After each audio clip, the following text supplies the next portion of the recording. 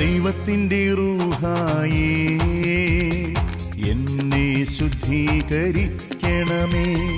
ദൈവത്തിൻ്റെ റൂഹായേ എന്നെ ശുദ്ധീകരിക്കണമേ. യേശുവിൻ്റെ ആത്മാവേ എന്നെ വിശുദ്ധീകരിക്കണമേ. യേശുവിൻ്റെ ആത്മാവേ എന്നെ വിശുദ്ധീകരിക്കണമേ. തിരുരക്തത്താൽ കഴുകണമേ. യേശുവിൻ്റെ രക്തത്താൽ കഴുകണമേ. തിരുരക്തത്താൽ കഴുകണമേ. യേശുവിൻ്റെ രക്തത്താൽ കഴുകണമേ. നാം പ്രാർത്ഥിച്ചൊരുങ്ങിയത് പരിശുദ്ധാത്മാവിൻ്റെ നിറവ് നമ്മുടെ ജീവിതത്തിലും കുടുംബത്തിലും ഉണ്ടാകുന്നതിന് വേണ്ടിയാണ്. അപ്പോസ്തല പ്രവർത്തനങ്ങളിലെ 1-ാം അധ്യായം 14-ാമത്തെ തിരുവചനത്തിൽ നാം ഇപ്രകാരം വായിക്കുന്നു: ശിഷ്യന്മാർ ഏക മനസ്സോടെ യേശുവിൻ്റെ അമ്മയായ പരിശുദ്ധ മറിയത്തോടും മറ്റു സ്ത്രീകളോടും ചേർന്ന് പ്രാർത്ഥനയിൽ മുഴുകിയിരുന്നു. ഇനിയുള്ള ദിവസങ്ങൾ പ്രാർത്ഥനയുടെ നിമിഷങ്ങളാണ്. ഇനിയുള്ള ദിവസങ്ങൾ ഈ പരിശുദ്ധ അമ്മയോട് ചേർന്ന് നിന്നുകൊണ്ട് യേശുവിൻ്റെ വലിയ സമാധാനം, യേശുവിൻ്റെ വലിയ സൗഖ്യം, അതിനേക്കാൾ ഉപരിയായിട്ട് യേശുവിൻ്റെ വലിയ ജീവനെ സ്വന്തമാക്കുവാൻ വേണ്ടിയാ ഞാനും നിങ്ങളുമൊക്കെ ഇവിടെ ആയിരിക്കുക. ഈ പരിശുദ്ധാത്മാവ എന്നെയും നിങ്ങളെയുമൊക്കെ ഒന്നു ചേർക്കുന്ന ശക്തി. പരിശുദ്ധാത്മാവിന്റെ നിറവില്ല എങ്കിൽ, പരിശുദ്ധാത്മാവിന്റെ അഭിഷേകമില്ല എങ്കിൽ ഞാനും നിങ്ങളുമൊക്കെ വെറുതെ ആയിത്തീരും. പെന്തക്കോസ്ത അനുഭവം തുടർന്നുള്ള തിരുവചനങ്ങളിൽ നാം കാണുന്നുണ്ട്.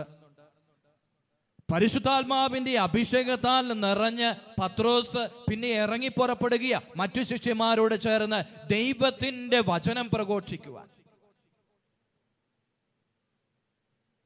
തങ്ങൾ അനുഭവിച്ചറിഞ്ഞ അപ്പോസ്തലൻ യോഹന്നാന്റെ 1-ാമത്തെ ലേഖനത്തിനകത്ത് നാം വായിക്കുന്നത് പോലെ, ഞങ്ങൾ കണ്ടതും ഞങ്ങളുടെ ചെവികൾ കൊണ്ട് കേട്ടതും ഞങ്ങളുടെ കരങ്ങൾ കൊണ്ട് സ്പർശിച്ചതും ഞങ്ങളുടെ ഹൃദയം കൊണ്ട് അനുഭവിച്ചറിഞ്ഞതുമായ ദൈവത്തിന്റെ സ്നേഹത്തെ, വചനത്തെ ഞങ്ങൾ പ്രഘോഷിക്കുകയാണ്.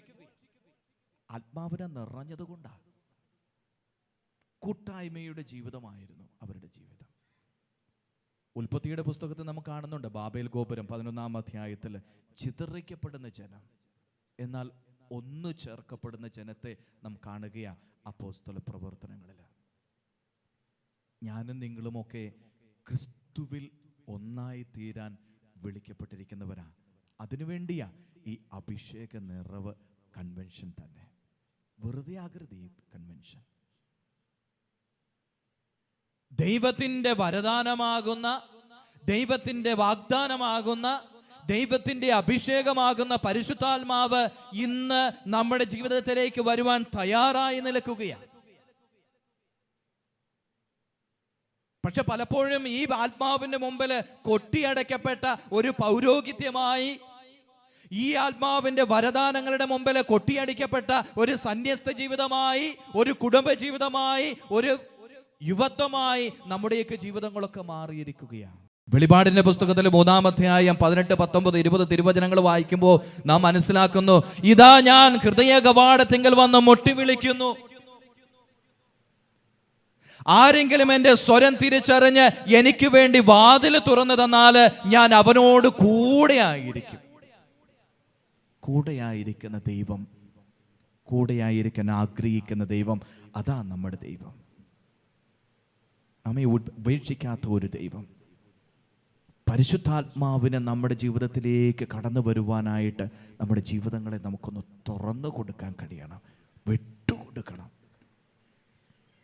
നീ വിട്ടുകൊടുക്കല നമുക്ക് പറ്റാത്തത്, എല്ലാം ചേർത്ത് പിടിക്കാനായിട്ട് നമ്മൾ ആഗ്രഹിക്കുക. ഈ ലോകത്തിൻ്റെ ഈ ലോക സുഖങ്ങളൊക്കെ. 1-ാമത്തെ വായനയിൽ ഇന്ന് വായിച്ചു കേട്ട 1-ാമത്തെ വായന മനോഹരമാണ്. പൗലോസ് അപ്പോസ്തലൻ ഗലാത്യർക്ക് എഴുതിയ ലേഖനത്തിനകത്ത് നാം ഇപ്രകാരം വായിക്കുക, ആത്മാവ് നിങ്ങളെ നയിക്കുന്നുവെങ്കിൽ നിയമത്തിന് കീഴിലല്ല നിങ്ങൾ. എന്നിട്ട് അപ്പോസ്തലൻ പറഞ്ഞു വെക്കുന്നുണ്ട്, ഇന്ന് എനിക്ക് നിങ്ങൾക്ക് നൽകുവാനുള്ള സന്ദേശവും അത് തന്നെയാണ്. പരിശുദ്ധാത്മാവിനാൽ നയിക്കപ്പെടുന്ന ഒരു ജീവിതമായി തീരണം നമ്മുടെ ജീവിതം. ജഡത്തിന്റെ ആത്മാവിനാലല്ല, ഈ ലോകത്തിന്റെ ആത്മാവിനാലല്ല, പരിശുദ്ധാത്മാവിനാൽ ക്രൂശിതനായി ഉയർത്തെഴുന്നേറ്റ് സ്വർഗാരോപിതനായ ഇന്നും നമ്മോടുകൂടെ വസിക്കുന്ന ക്രിസ്തുവിന്റെ ആത്മാവിനാൽ നയിക്കപ്പെടുന്ന വ്യക്തികളായി ഞാനും നിങ്ങളുമൊക്കെ മാറണം. വെറുതെ ക്രിസ്ത്യാനിയാണെന്ന് പറഞ്ഞ് ജീവിച്ചിട്ട് കാര്യമില്ല. ആത്മാവ് നൽകുന്ന പ്രചോദനം അനുസരിച്ചുകൊണ്ട് ജീവിക്കുന്ന ഒരു പുരോഹിതൻ, ജീവിക്കുന്ന ഒരു സന്യാസിനി, ജീവിക്കുന്ന ഒരു കുടുംബനാഥൻ, ജീവിക്കുന്ന മക്കളായി ക്രിസ്ത്യാനിയായി നമ്മൾ മാറണം. അതിനു വേണ്ടിയിട്ടാ സഭ ഈ അച്ഛന്മാരെയൊക്കെ തയ്യാറാക്കി വിട്ടിരിക്കുക, കൺവെൻഷൻ നടത്താനും വചനം പ്രഘോഷിക്കാനും. ഈ ചെവിയിലൂടെ കേട്ട് അടുത്ത ചെവിയിലൂടെ ഇറക്കി വിട്ട് കയ്യും കഴുകി പോകുന്ന വ്യക്തികളായി നമ്മൾ മാറരുത്. എന്നൊന്ന് ചിന്തിച്ചു നോക്കിക്കേ, ജഡത്തിൻ്റെ വ്യാപാരങ്ങൾക്ക് അനുസൃതമായ ഒരു ജീവിതം നയിക്കുന്നവരല്ലേ ഞാനും നിങ്ങളുമൊക്കെ. അപ്പോസ്തലൻ പറഞ്ഞു വെക്കുക, ജഡത്തിൻ്റെ വ്യാപാരത്തിന് അടിമപ്പെട്ടിരിക്കുന്നവർ എല്ലാം പറയുക, ജഡത്തിൻ്റെ വ്യാപാരങ്ങൾ എല്ലാവർക്കും അറിയാം, നമുക്കറിയാതെ, പക്ഷെ അറിയില്ല എന്ന് നടിക്കുക. എന്നിട്ട് പറഞ്ഞു വെക്കുക, എന്തൊക്കെയാ? വ്യഭിചാരം. ചിലപ്പോൾ ഏറ്റവും കൂടുതൽ വ്യഭിചാരം ചെയ്യുന്നത് ക്രിസ്ത്യാനികളായിരിക്കും. ഇനിയും പറയുന്നുണ്ട്, വലിയ ലിസ്റ്റാ. പറഞ്ഞു വെക്കുക അപ്പോസ്തലൻ, അശുദ്ധി, ദുർവൃത്തി, വിഗ്രഹാരാധന, ആഭിചാരം, ശത്രുത, കലഹം, അസൂയ, കോപം, മാത്സല്യം, ഭിന്നത, വിഭാഗീയ ചിന്ത, വിദ്വേഷം, മദ്യപാനം, മദിരോത്സവം, ഇവയ്ക്ക് സദൃശമായ എല്ലാവിധ പാപങ്ങളും കടന്നു വരുന്നത് ജഡികതയിൽ നിന്ന, ഈ ലോകത്തിന്റെ ആത്മാവിൽ നിന്ന. വീട്ടിൽ പോയിട്ടൊന്ന് വായിച്ചു നോക്കുന്നത് നല്ലതാ ഈ തിരുവചന ഭാഗങ്ങൾ ഒരിക്കൽ കൂടി. എൻ്റെ ജീവിതത്തിൽ ഈ പാപങ്ങളൊക്കെ അടിഞ്ഞു കൂടിയിട്ടുണ്ടോ? ഉണ്ടെങ്കിൽ ജീവിതത്തെ ഒന്ന് വിശുദ്ധീകരിക്കാനായിട്ടുള്ള അവസരമാണ് നമ്മുടെ ഈ കൺവെൻഷൻ്റെ അവസരം എന്ന് പറയുക. സക്കറിയാസ് പ്രവാചകന്റെ പുസ്തകത്തിൽ 3-ാമത്തെ തിരുവചനങ്ങളിനകത്ത് 3-ാമത്തെ അധ്യായത്തിൽ നാം ഇപ്രകാരം വായിക്കുന്നുണ്ട്, പ്രധാന പുരോഹിതനായ ജോഷുവ കർത്താവിൻ്റെ ദൂതൻ്റെ മുമ്പിൽ നിൽക്കുകയാണ്. അപ്പോൾ പിശാച് ഒരു വശത്ത് നിന്നിട്ട് കുറ്റം ആരോപിക്കാൻ വേണ്ടി നിൽക്കുകയാണ്. എന്നിട്ട് ദൈവം പറയുന്ന ഒരു വചനമുണ്ട്, തൻ്റെ മുമ്പിൽ നിന്ന ദൂതനോട് കർത്താവ് പറഞ്ഞു, അവൻ്റെ ജോഷു ആ പ്രധാന പുരോഹിതനാ, എന്നിട്ട് പറഞ്ഞു വെക്കുക, അവൻ്റെ മുഷിഞ്ഞ വസ്ത്രം മാറ്റുക. എന്നിട്ട് വീണ്ടും പറയുക, ജോഷുവായോട് പറഞ്ഞു, നിന്റെ അകൃത്യങ്ങൾ നിന്നിൽ നിന്നും അകറ്റിയിരിക്കുന്നു, ഞാൻ നിന്നെ വിശിഷ്ട വസ്ത്രം ധരിപ്പിക്കും. ഇത്ര സുന്ദരമാ ഈ അഭിഷേക നിറവ് കൺവെൻഷനിലൂടെ കർത്താവ് നമ്മോട് പറയുന്നത്. ഇതാ എന്താ ചെയ്യണ്ടേ, എന്താ നാം ചെയ്യേണ്ടത്? ഈശോ പറയുകയാ, നിന്റെ മുഷിഞ്ഞ വസ്ത്രമുണ്ടല്ലോ,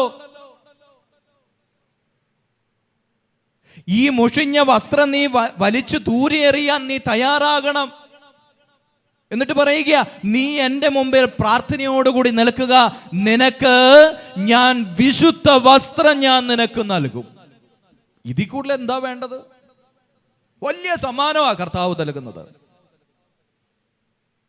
അപ്പോസ്തലന്റെ വാക്കുകൾ കടമെടുക്കുകയാണെങ്കിൽ, നിന്റെ പഴയ മനുഷ്യനെ അവന്റെ ചെയ്തികളോടുകൂടി ഉരിഞ്ഞ് ദൂരെ എറിഞ്ഞ് പുതിയ മനുഷ്യനെ ധരിക്കുന്നവരായി നിങ്ങൾ മാറണം. അതാ നമ്മിൽ നിന്ന് കർത്താവ് ആഗ്രഹിക്കുക. അത് തന്നെയാ സഭ നമ്മിൽ നിന്നും ആഗ്രഹിക്കുക. പഴയ മനുഷ്യനായി തിരിഞ്ഞു പോകാനല്ല, പുതിയ വ്യക്തിയായി ക്രിസ്തുവില് നവീകൃതമായ ഒരു ജീവിതത്തിനുടമയായി ക്രിസ്തുവിനെ സ്വന്തമാക്കിയവരായി ഞാനും നിങ്ങളുമൊക്കെ മാറ്റപ്പെടണം. കർത്താവ് നമ്മെ വിളിക്കുന്നത് അതിനു വേണ്ടിയിട്ടാണ്. നമ്മുടെ ജീവിതങ്ങളൊക്കെ നവീകരിക്കപ്പെടണം. ആത്മാവിനാൽ നിറയണം. Allow the Holy Spirit to flow in your life. നിന്റെ ജീവിതത്തിലൂടെ ഈ പരിശുദ്ധാത്മാവിൻ്റെ നിറവ് നിറയണം. പരിശുദ്ധാത്മാവ് കടന്നു പോകണം. പരിശുദ്ധാത്മാവിൻ്റെ ശക്തി ലഭിക്കണം നിനക്ക്. അപ്പോസ്തലൻ വീണ്ടും പറഞ്ഞു വയ്ക്കുന്നുണ്ട്, നീ ആത്മാവിനാൽ നിറഞ്ഞാൽ നിനക്ക് കിട്ടുന്നത് എന്തൊക്കെയാ? ആത്മാവിൻ്റെ ഫലങ്ങളെക്കുറിച്ച് പറയുകയാ. എത്ര സുന്ദരമാണ് പറഞ്ഞു വയ്ക്കുക. ആത്മാവിൻ്റെ ഫലങ്ങൾ സ്നേഹം. സ്നേഹം പറ്റിപ്പോയിട്ടില്ലേ നമുക്ക്? വീണ്ടും പറയുക, ആനന്ദം. ചിരിച്ചു കാണിക്കും നമ്മൾ വീട്ടിലൊക്കെ. പക്ഷെ ഉള്ളില് പരിശുദ്ധാത്മാവ് തരുന്ന ആ ആനന്ദത്തിൽ ജീവിക്കുവാൻ നമുക്ക് കഴിയുന്നുണ്ടോ? ഇല്ല എങ്കിൽ എൻ്റെ അർത്ഥം ആത്മാവില്ലെന്നുള്ള. വീണ്ടും പറഞ്ഞു വെക്കുക, സമാധാനം. സമാധാനം ഇല്ല അച്ഛാ. വീട്ടില് സമാധാനമില്ല, ഇടവകയിൽ സമാധാനമില്ല, രൂപതയിൽ സമാധാനമില്ല, സന്യാസ ഭവനങ്ങളിൽ സമാധാനമില്ല, കുടുംബങ്ങളിൽ സമാധാനമില്ല. എന്താ കാരണം? പരിശുദ്ധാത്മാവില്ല. വീണ്ടും പറഞ്ഞു വെക്കുക, ക്ഷമ. ഭയങ്കര ബുദ്ധിമുട്ടാണ് നമുക്ക്. ക്ഷമിക്കാൻ പറ്റുന്നില്ല, മറക്കാൻ പറ്റുന്നില്ല. പക്ഷെ കുമ്പസാരക്കൂടിൻ്റെ അടുത്ത് പോയി നിന്നുകൊണ്ട് എൻ്റെ പാപങ്ങൾക്കെല്ലാം കർത്താവിൽ നിന്ന് ക്ഷമ മേടിക്കാൻ ഞാൻ തയ്യാറാകും. പക്ഷെ അപരനോട് ക്ഷമിക്കാൻ എനിക്ക് കഴിയുന്നില്ല.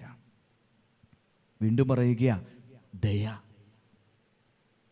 നന്മ, വിശ്വസ്തത, സൗമ്യത, ആത്മസംയമനം, ഇവയൊക്കെയാ പരിശുദ്ധാത്മാവിൻ്റെ ദാനങ്ങൾ.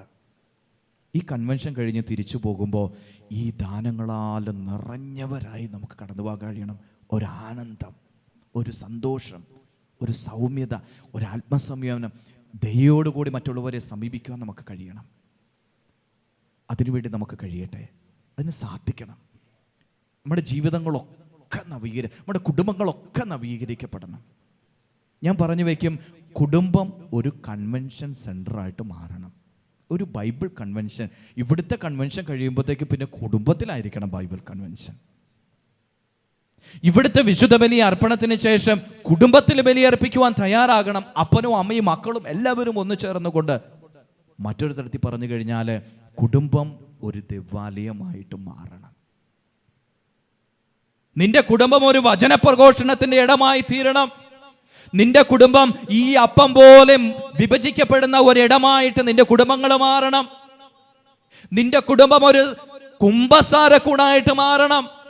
പരസ്പരം ക്ഷമിക്കുവാൻ, സ്നേഹിക്കുവാനായിട്ട് തയ്യാറാകുന്ന വിശുദ്ധ സ്ഥലമായിട്ട് നിന്റെ കുടുംബങ്ങൾ മാറണം. അതാ കർത്താവ് നമ്മിൽ നിന്നും ആഗ്രഹിക്കുക. നമുക്ക് ഒരുമിച്ച് നമുക്ക് പ്രാർത്ഥിക്കാം. മത്തായിയുടെ സുവിശേഷത്തിൽ നാം വായിക്കുന്നുണ്ട്, കെസരിയ ഫിലിപ്പിയിൽ മത്തായിയുടെ സുവിശേഷം 16-ാം അധ്യായത്തിൽ 15-ാമത്തെ തിരുവചനത്തിൽ നാം വായിക്കുന്നുണ്ട്. ഈശോ ശിഷ്യന്മാരോട് ചോദിക്കുക, ഞാൻ ആരാണെന്നാണ് ഈ ജനങ്ങളൊക്കെ പറയുക? പത്രോസ് വലിയ പ്രഖ്യാപനം നടത്തുന്നുണ്ട് അവിടെ വെച്ച്. ഈ അവസരത്തിൽ കെസറിയ ഫിലിപ്പി എന്ന് പറയുന്നത് ചത്ത ദൈവങ്ങളുടെ നാടാണ്. ഒത്തിരി ബലിപീഠങ്ങളുണ്ടായിരുന്നു അവിടെ.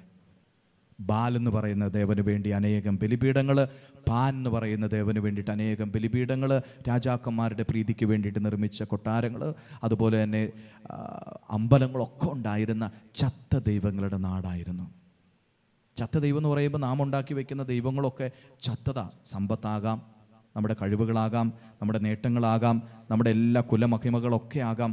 ഇതെല്ലാം ചത്ത ദൈവങ്ങളാണ്. ഈ ചത്ത ദൈവങ്ങൾക്കൊന്നും നമ്മെ രക്ഷിക്കുവാനായിട്ട്, നമ്മെ സഹായിക്കുവാനായിട്ട് കഴിയുകയില്ല. അതുകൊണ്ട് തന്നെ സങ്കീർത്തകനായ 115 നാം ഇപ്രകാരം വായിക്കുക, നീ വിഗ്രഹങ്ങൾ സ്വർണവും വെള്ളിയുമാണ്, മനുഷ്യരുടെ കലവേരകൾ മാത്രം. അവയ്ക്ക് വായുണ്ട് എന്നാൽ മിണ്ടുന്നില്ല, കണ്ണുണ്ട് എന്നാൽ കാണുന്നില്ല, അവയ്ക്ക് കാതുണ്ട് എന്നാൽ കേൾക്കുന്നില്ല, മൂക്കുണ്ട് എന്നാൽ മണത്തറിയുന്നില്ല, അവയ്ക്ക് കൈയുണ്ട് എന്നാൽ സ്പർശിക്കുന്നില്ല, കാലുണ്ട് എന്നാൽ നടക്കുന്നില്ല.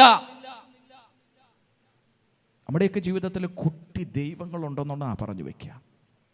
സമ്പത്താകാം, സൗന്ദര്യമാകാം, അറിവാകാം, ഇവയെല്ലാം കുട്ടി കുട്ടി ദൈവങ്ങളാണ്. ഇതിനൊന്നും നമ്മെ സ്നേഹിക്കാനായിട്ട്, നമ്മെ സംരക്ഷിക്കാൻ കഴിയില്ലെന്ന് ഈ കഴിഞ്ഞുപോയ പ്രളയങ്ങളൊക്കെ നമ്മളെ പഠിപ്പിച്ചു വെച്ചതാ. ഇങ്ങനെ ചത്ത ദൈവങ്ങളുടെ നാട്ടിൽ നിന്നുകൊണ്ട് കർത്താവ് ചോദിക്കുക, ഞാൻ ആരാണെന്നാണ് നീ പറയുന്നത്? നീ കൺവെൻഷൻ്റെ ആദ്യ ദിവസം ഈ അഭിഷേക നിറവിന് വേണ്ടി പ്രാർത്ഥിക്കുമ്പോൾ ഏറ്റവും ആദ്യമായിട്ട് ചെയ്യേണ്ട കാര്യം ഇത് തന്നെയാണ്. നിന്റെ മുഷിഞ്ഞ വസ്ത്രം ദൂരെ എറിയണം. നിന്റെ പഴയ മനുഷ്യനെ ഉരിഞ്ഞ് ദൂരെ എറിയണം. അത് അവസാന ദിവസത്തേക്കല്ല, ആദ്യമേ തന്നെ നീ ദൂരെ എറിയണം. ഒപ്പം നിന്നിൽ കുടികൊള്ളുന്ന ചത്ത ദൈവങ്ങളുണ്ടല്ലോ, കുട്ടി ദൈവങ്ങളുണ്ട് നമ്മുടെ എല്ലാവരുടെയും ജീവിതത്തിൽ. ഈ കുട്ടി ദൈവങ്ങളെയൊക്കെ ആട്ടിപ്പായിക്കണം. ഈ ചത്ത ദൈവങ്ങളുടെ മുമ്പിൽ വെച്ച് കർത്താവ് ചോദിക്കുക, ഞാൻ ആരാണ്? പത്രോസ് പറഞ്ഞു, നീ മാത്രമാ ജീവനുള്ളവൻ. നമുക്കും അപ്രകാരം ഈ കൺവെൻഷൻ ദിനങ്ങളിലൊക്കെ പറയാൻ കഴിയട്ടെ, ഈശോയെ നീ മാത്രമാ ഞങ്ങളെ രക്ഷിക്കുന്നവൻ. ഇനിയൊരു പ്രളയമുണ്ടാകണം, ഇനിയൊരു പ്രളയമുണ്ടാകണം. ജലത്തിൻ്റെ അല്ല, ഞാൻ പറയും പരിശുദ്ധാത്മാവിൻ്റെ പ്രളയം നമുക്ക് ആവശ്യമാണ്. ഈ ദിവസങ്ങളിലൊക്കെ പരിശുദ്ധാത്മാവിൻ്റെ വലിയൊരു പ്രളയം നമ്മുടെ ജീവിതത്തിൽ നിറയട്ടെ. പരിശുദ്ധാത്മാവ് നമ്മളിലേക്ക് കടന്നു വരട്ടെ. ദൈവത്തിൻ്റെ വലിയ സമൃദ്ധി നമ്മുടെ ജീവിതത്തിൽ ഉണ്ടാകട്ടെ. ഈശോ നമ്മോട് തന്നെ പഠിപ്പിക്കുന്നുണ്ടല്ലോ, ചോദിക്കുവിൻ നിങ്ങൾക്ക് തരപ്പെടും. എന്താ ചോദിക്കണ്ടേ? സമ്പത്താണോ? സൗന്ദര്യമാണോ? ആരോഗ്യമാണോ? ബലമാണോ? അഭിവൃദ്ധിയാണോ? നമ്മൾ പലപ്പോഴും ചോദിക്കുക. എന്നാൽ ഈശോ പറയുക, സ്വർഗസ്ഥനായ പിതാവിനോട് ചോദിക്കുവിൻ. നിങ്ങൾക്ക് എത്ര അധികമായിട്ടാണ് പരിശുദ്ധാത്മാവിനെ തരാൻ തയ്യാറായിട്ട് നിൽക്കുക. ഈ അഭിഷേക നിറവ് കൺവെൻഷൻ്റെ സമയത്ത് നമുക്ക് ഈ ഒരു ദാഹം ഉണ്ടാകട്ടെ. പരിശുദ്ധാത്മാവെ നീ എന്നെ നിറയണം. ഈശോയോട് ദൈവപിതാവിനോട് ചോദിക്കേണ്ടതാ, ഞങ്ങൾക്ക് വേറെ ഒന്നും വേണ്ട, ആത്മാവിനെ മതി, വേറെ ഒന്നും വേണ്ട, ആത്മാവിനെ മാത്രം മതി ഞങ്ങൾക്ക്. പരിശുദ്ധാത്മാവിനെ നീ ചോദിച്ച ഈശോ ഒത്തിരി തരൂന്നാ പറയുക. ഈ പരിശുദ്ധാത്മാവ് വന്ന് നിറയട്ടെ. ഈ പരിശുദ്ധാത്മാവ് വന്ന് നിറയുമ്പോൾ നാം പുതിയ സൃഷ്ടികളായി മാറും. ഈ ലോകം തരാത്ത വലിയ സന്തോഷം, വലിയ സമാധാനം നമ്മുടെ ജീവിതത്തിലൊക്കെ നമുക്ക് നിറയ്ക്കാൻ കഴിയും. അപ്പം അതിനൊരു അനുഗ്രഹമായി ഈ കൺവെൻഷൻ മാറട്ടെ എന്ന് പ്രാർത്ഥിക്കുകയാണ്. ജീവിതത്തെ നവീകരിച്ചുകൊണ്ട് ഇന്ന് ഈ വിശുദ്ധ ബലിയിൽ നമുക്ക് നമ്മുടെ ജീവിതങ്ങളെയും ഈ അപ്പത്തോടും വീഞ്ഞിനോടും ഒപ്പം സമർപ്പിച്ച് പ്രാർത്ഥിക്കാം. ഒരു നിമിഷം കണ്ണുകളടച്ചേ, നമ്മുടെ എല്ലാ ആഗ്രഹങ്ങളെയും നമുക്ക് സമർപ്പിക്കാം. ഈ അഭിഷേക നിറവ് കൺവെൻഷനിലൂടെ നീ ഞങ്ങളിലേക്ക് വന്ന് നിറയണമേ. പരിശുദ്ധാത്മാവിനെ മതി, പരിശുദ്ധാത്മാവിൻ്റെ ദാനം മതി, പരിശുദ്ധാത്മാവിൻ്റെ അഭിഷേകം മതി. ഈശോയെ, ആത്മാവിൻ്റെ വരദാനങ്ങൾ ഞങ്ങൾ നിറയട്ടെ. സ്നേഹം, സമാധാനം, സന്തോഷം, ദയ, ക്ഷമ, സൗമ്യത, ആത്മസംയമനം. ഈശോയെ, ഈ വരങ്ങളെല്ലാം ഞങ്ങളുടെ ഹൃദയത്തിൽ നിറയട്ടെ. എനിക്കൊരു സാക്ഷികളായി ഞങ്ങളുടെ കുടുംബങ്ങളിൽ ഞങ്ങളായിരിക്കുന്ന ഇടങ്ങളിലൊക്കെ മാറാൻ ഞങ്ങളെ കഴിയണമേ. ഞങ്ങളെ വിശുദ്ധീകരിക്കണമേ. ഞങ്ങളുടെ പഴയ മനുഷ്യനെ ഒരിഞ്ഞു മാറ്റി ക്രിസ്തുവിനെ പുതിയ മനുഷ്യനായി, പുതിയ വസ്ത്രമായി ധരിക്കുവാനുള്ള അനുഗ്രഹം ഞങ്ങൾക്ക് നൽകണമേ. ഞങ്ങളോട് കൂടെ ആയിരിക്കണമേ. ഞങ്ങളോട് സംസാരിക്കണമേ. ഞങ്ങളുടെ ഹൃദയത്തെ സ്പർശിക്കണമേ. ഇന്ന് ഈ സമൂഹത്തിലായിരിക്കുന്ന എല്ലാ രോഗികൾക്കും വേണ്ടി നമുക്ക് പ്രാർത്ഥിക്കാം. ശാരീരികവും മാനസികവുമായിട്ടുള്ള വേദനകൾ അനുഭവിക്കുന്ന ഒത്തിരി വ്യക്തികളുണ്ട്. ഈശോയെ, നീ തൊടണമേ, സ്പർശിക്കണമേ, സൗഖ്യപ്പെടുത്തണമേ.